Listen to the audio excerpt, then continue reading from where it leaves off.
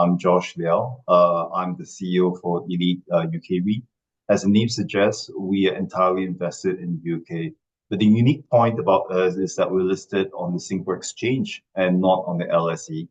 And it is actually one of the largest providers of social infrastructure to the Department of Work and Pensions in the UK and other government departments as well. So they use these facilities that we own as landlords to deliver job centers in the UK. Job centers are centers or facilities where it helps with the social welfare system in the UK. So very, very important part of the UK community.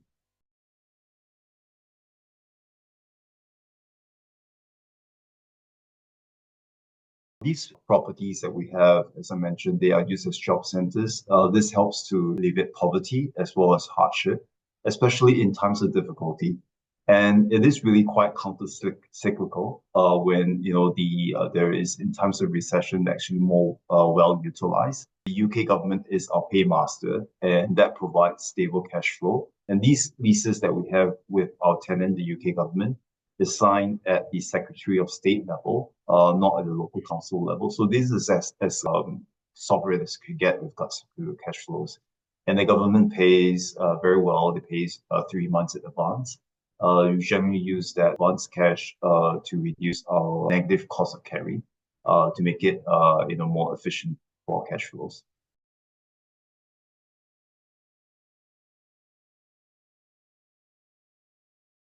When we visited some of these assets, you could tell that this is pretty much a very important part of the community. There are parts in London where we have some assets, and you see immigrants coming into some of these job centers and trying to find a better life. And you could definitely see that there's a lot of activity. And I think the staff, just chatting with some of the staff working in these job centers, you definitely have a feeling of hope that this is actually trying to improve the livelihoods of people around the UK. It feels like there is a bit of a recession around in the UK for a little bit.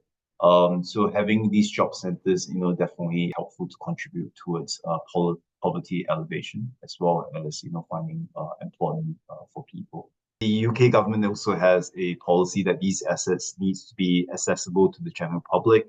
As a result, they tend to be very well located, within the various cities in the UK, and they need to be within 20 minutes of bus or train travel to the general public.